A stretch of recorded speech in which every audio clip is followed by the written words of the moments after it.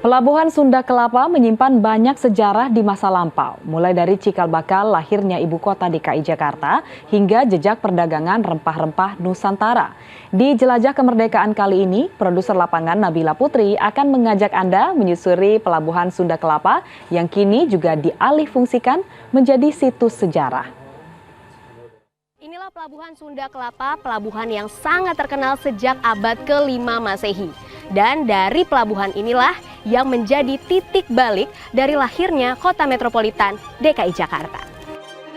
Pelabuhan Sunda Kelapa memang sangat tersohor sejak abad ke-5 Masehi silam.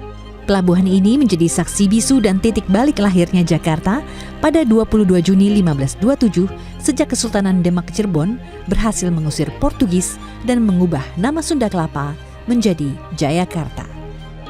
Namun sebelum itu, Pelabuhan Sunda Kelapa lebih dahulu dikenal sebagai lokasi penting dalam aktivitas perdagangan internasional.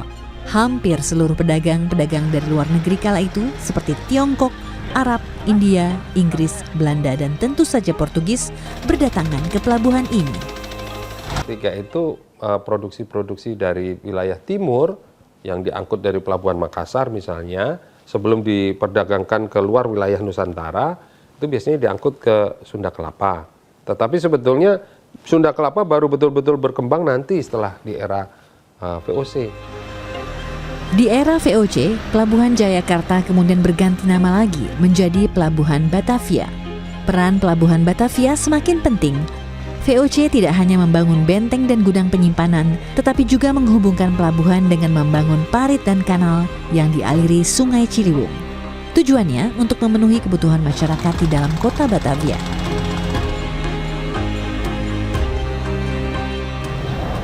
Di tempat saya berdiri yang kini menjadi Museum Bahari, dulunya merupakan gudang penyimpanan rempah-rempah yang dibawa dari Maluku ke Pelabuhan Sunda Kelapa sebelum akhirnya disebarluaskan lagi ke beberapa negara di Eropa sana.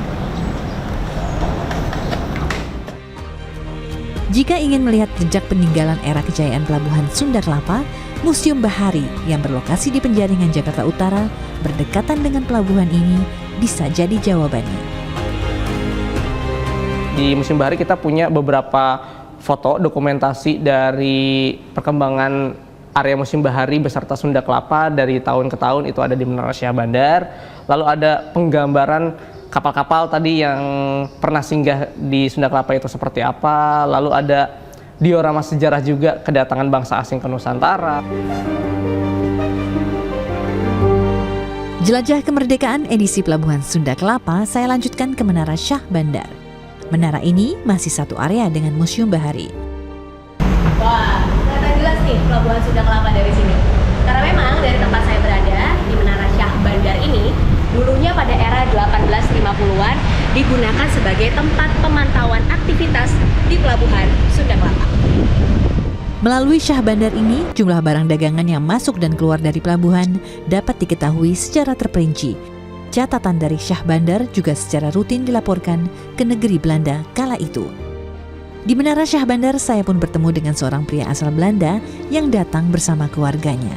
Ia mengaku ingin menapak tilas sejarah ibu kota Indonesia lewat tempat ini. I know that this is where Batavia once started. So this is the old historic place of Jakarta. So I wanted to see the old buildings and the harbor and also the fishermen. Tak hanya menyimpan catatan sejarah. Menurut sejarawan Universitas Indonesia Bondan Kanumoyoso, Pelabuhan Sunda Kelapa juga memiliki posisi geografis unik yang membuat lokasinya menjadi kian strategis saat itu.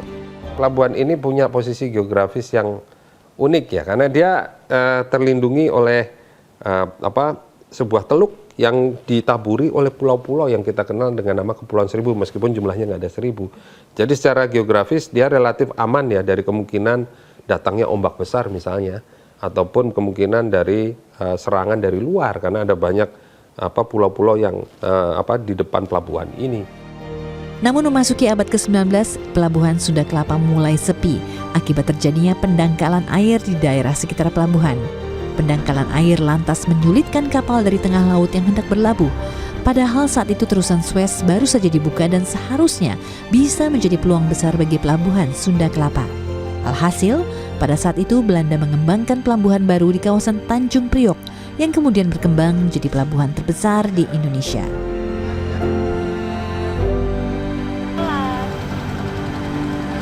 Pelabuhan Sunda Kelapa kini diperuntukkan bagi kapal-kapal berukuran kecil hingga sedang untuk melayani lalu lintas perdagangan antar pulau di dalam negeri. Seperti di belakang saya ini, sedang dilakukan aktivitas bongkar muat sembako untuk nantinya dibawa ke Pulau Sumbawa. Pak, semangat Pak! Bukan bawa ke Sumbawa, bawa ke Bangka. Pelabuhan Sunda Kelapa memang tak lagi melayani hilir mudik kapal untuk perdagangan internasional dan sudah tidak sesibuk masa jayanya. Namun mengingat nilai sejarah yang dimilikinya, kini pelabuhan dialihfungsikan menjadi situs sejarah. Nah, yang bisa kita petik dari Pelabuhan Sunda Kelapa ini merupakan cikal bakal dari Indonesia yang multi etnis.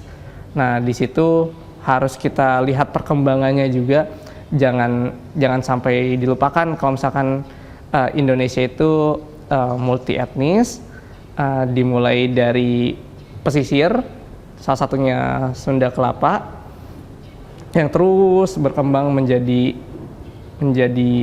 ya kota yang besar, jadi Indonesia yang besar juga. Jadi, apa Anda tertarik untuk menjelajahi masa lampau lewat Pelabuhan Sunda Kelapa? Tim Liputan CNN Indonesia, Jakarta.